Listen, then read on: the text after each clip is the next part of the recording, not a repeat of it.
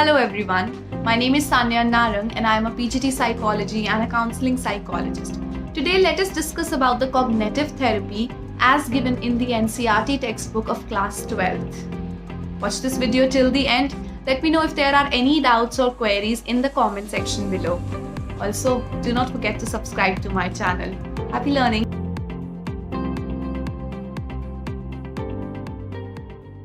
Chapter 5 Therapeutic Approaches.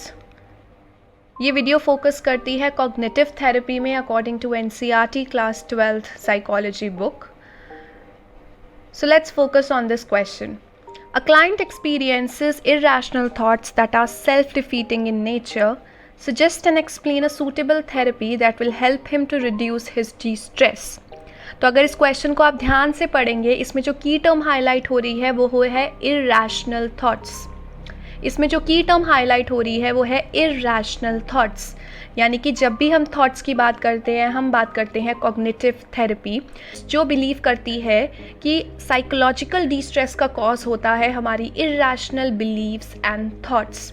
जो भी चीज़ें हम सोचते हैं जो कि बेसलेस हैं, जिनका कोई बेस नहीं है, लॉजिक नहीं है, जो कि रैशनल थॉट्स नहीं है, जब हम उनकी वजह से परेशान होते हैं, डिस्ट्रेस होते हैं, तो हम जाते हैं एक कॉग्निटिव थेरेपिस्ट के पास.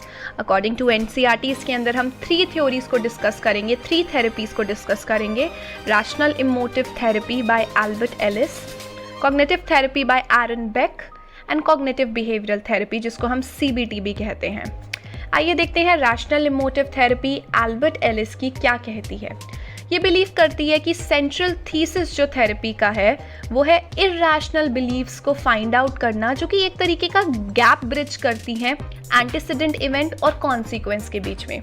रैशनल इमोटिव थेरेपी में सबसे पहला स्टेप होता है ABC analysis. Antecedent, belief, consequence, analysis. A का मतलब है एंटीसीडेंट इवेंट्स, वो चीज़ें जो हमें डिस्ट्रेस को कॉज करती हैं, हमें स्ट्रेस देती हैं, परेशान करती हैं. B stands for beliefs. ये नॉर्मल बिलीव्स नहीं है, ये है हमारी इरैशनल बिलीव्स. ये ऐसी बिलीव्स हैं जो हमारी रियलिटी को डिस्टॉर्ट कर देती हैं, जिनमें कोई लॉजिक नहीं होता. जैसे कि नोबडी लव्स मी, इस बात पे कोई बेस नहीं है because there are always people who care for us, who love us. But कई बार सिचुएशनली हमें ऐसा लगता है that nobody cares about us, nobody loves us, जिसमें कोई बेस नहीं होता. इरैशनल बिलीव्स, इनको सपोर्ट करने के लिए कोई भी एम्पेरिकल एविडेंस इन्वायरमेंट में नहीं होता, मगर ये सिर्फ हमारा एक थॉट प्रोसेस है जिसकी वजह से हम एक्सपीरियंस करते हैं कॉन्सिक्वेंस. सी फॉर कॉन्सिक्वेंस, जिसका मतलब है नेगेटिव इमोशंस एंड बिहेवियर्स. ये एंग्जाइटी हो सकती है, एंगर इश्यूज हो सकते हैं, डिप्रेशन हो सकता है. बेसिकली क्लाइंट को सिर्फ ये कॉन्सिक्वेंस रियलाइज होता है जिसके बारे में वो अवेयर होता है. ये थेरेपिस्ट का काम होता है इरैशनल बिलीव्स को फाइंड आउट करना और उन एंटीसीडेंट इवेंट्स को पॉइंट आउट करना जिसकी वजह से वो बिलीव्स इतनी पक्की हुई हैं. बेसिकली बिलीव्स वो स्टेटमेंट होती हैं जिसमें हम मस्ट और शुड यूज़ करते हैं, जैसे कि we should be honest, I must be responsible. ये सारी चीज़ें हमारी बिलीव्स होती हैं. मगर इरैशनल बिलीव्स वो होती हैं जो हमारी एवरीडे लाइफ को, हमारी यूटिलिटी को हैम्पर करती हैं, हमें आगे बढ़ने से रोकती हैं. जैसे कि one should be loved by everybody all the time. Basically इसमें थेरेपिस्ट इन इरैशनल बिलीव्स को असेस करने के लिए क्वेश्चनियर्स और इंटरव्यूज़ का यूज़ करता है. ऐसे क्वेश्चंस पूछे जाते हैं जो कि नॉन डायरेक्टिव होते हैं, यानी कि डायरेक्टली पूछने के बजाय आपको ऐसा क्यों लगता है, थेरेपिस्ट यहाँ घुमा फिरा के क्वेश्चंस पूछता है. जेंटल होते हैं, विदाउट प्रोबिंग और बीइंग डायरेक्टिव, यानी कि कोई पिन पॉइंट नहीं करते हैं, किसी तरीके का अटैक नहीं करते हैं क्लाइंट पे. ऐसे क्वेश्चंस क्लाइंट को हेल्प करते हैं to think deeper into his और हर अजम्पशंस. जो भी क्लाइंट की अजम्पशंस है that nobody cares for me, I won't be able to do it, I won't be successful, उन अजम्पशंस के बारे में क्लाइंट और ज़्यादा सोचता है एंड ग्रेजुअली इन बिलीव्स को चेंज कर लेता है और अपनी फिलॉसफी ऑफ लाइफ को भी. सो जो मेन एंड प्रोडक्ट हमें इस थेरेपी के एंड में मिलता है वो है the irrational belief system changes into rational belief system, और जो क्लाइंट का आइए अब देखते हैं कॉग्निटिव थेरेपी को जो कि एरन बेक ने दी थी. एरन पिक बेसिकली कहते हैं दैट जब हमारे बचपन में हमारे जो चाइल्डहुड एक्सपीरियंसेस होते हैं, जिसमें हमारे पेरेंट्स कभी हमें गुस्सा कर देते हैं, कभी हमारी किसी चीज़ को निगलेक्ट कर देते हैं, वो चीज़ें जो भी हमारे बचपन में हुई होती हैं, जो भी हमारे इवेंट्स होते हैं, चाहे ट्रॉमेटिक होते हैं, कहीं कुछ पेनफुल होते हैं, वो हमारे कोर स्कीमास बन जाते हैं। जब भी हमारी लाइफ में कोई भी नई चीज़ होती है, किसी भी नए तरीके का रिजेक्शन हमको मिलता है, हम ऑटोमेटिकली अपने उस कोर स्कीमा को एक्टिवेट कर लेते हैं, ट्रिगर कर लेते हैं और दोबारा उसी इन्वायरमेंट में चले जाते हैं जहाँ से हम आए थे।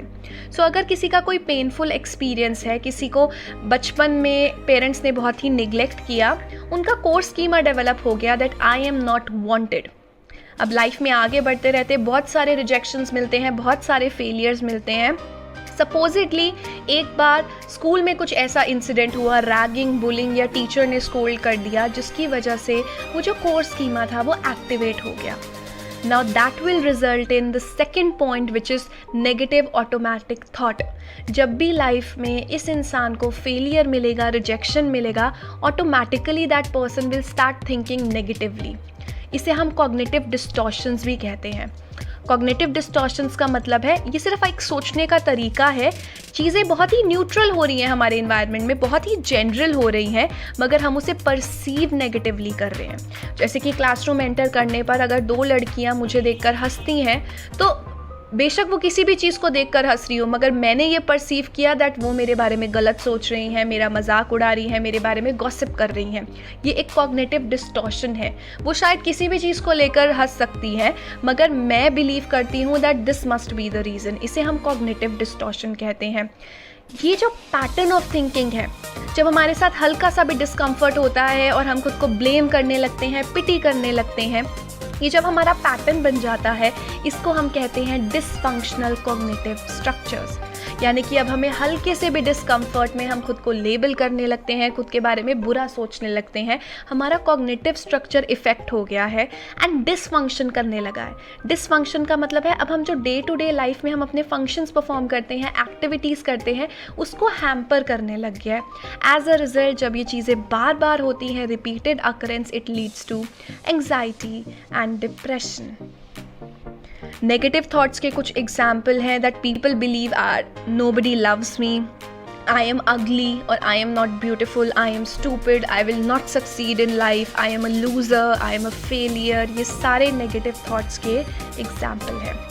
सो इसकी थेरेपी में थेरेपिस्ट अगेन क्वेश्चनिंग यूज़ करता है, जो कि बहुत ही जेंटल होती है, नॉन थ्रेटनिंग होती है, अटैकिंग नहीं होती, और उनकी जो डायरेक्शन होती है वो opposite to that of the negative automatic thoughts होती है।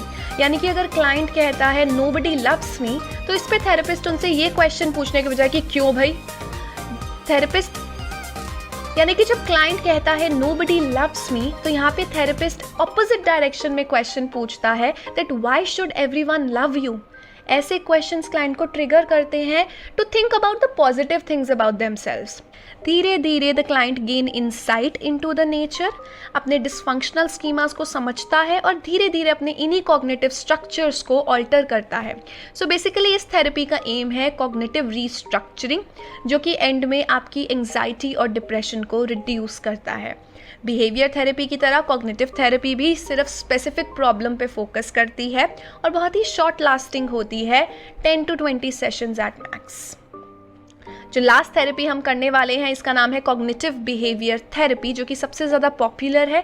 एक कॉम्प्रिहेंसिव टेक्निक है, इजी टू यूज़ है, इजी टू अंडरस्टैंड है, शॉर्ट है एंड बहुत ही ज़्यादा इफेक्टिव है। सीबीटी बहुत सारे साइकोलॉजिकल डिसऑर्डर से डील करती है, जैसे कि anxiety, depression, panic attacks, borderline personality etcetera.